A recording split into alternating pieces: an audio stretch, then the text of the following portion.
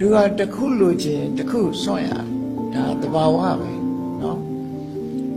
ဟိုဘက်ကန်းရောက်ချင်ဒီဘက်ကန်းစွန့်ရတယ်နိခမဒုက္ခလို့ဆိုတဲ့ကာမဂုဏ်အာယုန်နေကင်းတဲ့ချမ်းသာမျိုးကိုရချင်လို့ရှိရင်ကာမဒုက္ခဆိုတော့စွန့်လို့ရဘယ်ရပဲဖြစ်ဖြစ်တစ်ခုရချင်တစ်ခုစွန့်ဘုန်းကြီးတို့နေ့စဉ်သွားနေတဲ့ခြေလမ်းကိုပဲကြည့်ပထမခြေလမ်းကိုမစွန့်နိုင်ရင်ဒုတိယခြေလမ်းကိုမရဘူးလေကတိတက်တဲ့အခါမှာလည်းပထမလေကတိကိုစွန့်နိုင်မှဒုတိယလေကတိပေါ်ရောက်တယ်ဒုတိယလေကတိတက်စွန့်နိုင်မှတတိယလေကတိကိုရောက်တယ်အဲ့ဒါလို့စွန့်လို့ပြီးတော့လက်ခဲ့ရလောကလူသားတွေကမစွန့်နိုင်ပဲဖက်တွေထားသည့်အတွက်ကြောင့်အထက်ကိုမရောက်ကြတာဟိုဘက်ကသွားခြင်းတဲ့လူတယောက်ဟာဒီဘက်ကမှထိုင်းနေလို့ဟိုဘက်ကကိုရောက်လာမှာမဟုတ်ဘူးဒါကြောင့်ဒီဘက်ကကိုစွန့်ခွာဖို့လိုအပ်တယ်တန်တရားဆိုတဲ့ဒီဘက်ကကြီးကိုမစွန့်ခွာပဲနဲ့နိဗ္ဗာန်ဆိုတဲ့ဟိုဘက်ကကိုဘယ်နည်းနဲ့မှမရောက်ဘူးတန်တရားဆိုတဲ့ဒီဘက်ကအန္တရာယ်တွေနဲ့ကြီးပဲဘာဖြစ်လို့တော့ဆိုရင်ဘဝမှာဒီဘက်မှာနေလို့ရှိရင်အန္တရာယ်တွေအလုံးကိုချီးမားပြီးနောက်ဆုံးအသက်ဆုံးပြီထီအောင်ဖြစ်သွားတယ်နော်အာတိဝိသောဘဝသုတ္တမှာကိုတတ်မဲ့လူကိုအနိကပ်ပြီးတော့အယုံသွင်းပြီးတော့နော်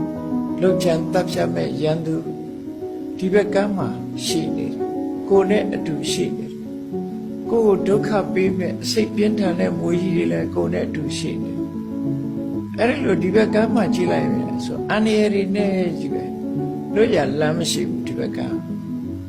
ဒါကြောင့်မို့ဟိုဘက်ကန်းကိုမရောက်တဲ့ပြတော့ဒီဘက်ကန်းနေလို့ရှိရင်တော့အိုခြင်းနာခြင်းသိခြင်းဆိုတဲ့ဆင်းရဲဒုက္ခလွတ်ချမှာမဟုတ်ဘူးဘယ်ပုဂ္ဂိုလ်မှမလွတ်နိုင်ဘူးဒါကြောင့်မို့ဟိုဘက်ကန်းကိုရောက်သွားဟိုဘက်ကန်းသွားဖို့ဆိုတာလေအန္တရာယ်တွေအလွန်ပြောတဲ့ဒီရှည်ပြင်းကြီးကိုဖြတ်ကျော်ရမှာဖြစ်တယ်လှေဖောင်မရှိဘဲနဲ့သွားဖို့အလွန်ခက်တယ်ဒါကြောင့်မို့လှေဖောင်ဆိုတဲ့အမှန်မြင်မှုအမှန်တွေးမှုမှန်ကန်တဲ့စကားကိုပြောဆိုမှုမှန်ကန်တဲ့အလုပ်ကိုလုပ်မှုမှန်ကန်တဲ့အသက်မွေးမှုဆိုတာတွေကိုချိန်တည်ပြီးတော့မှန်ကန်တဲ့ကြိုးစားအထောက်မှုနဲ့မှန်ကန်တဲ့အမှတ်ရမှုတွေတည်ဆောက်ပြီးမှန်ကန်တဲ့တမာတိနဲ့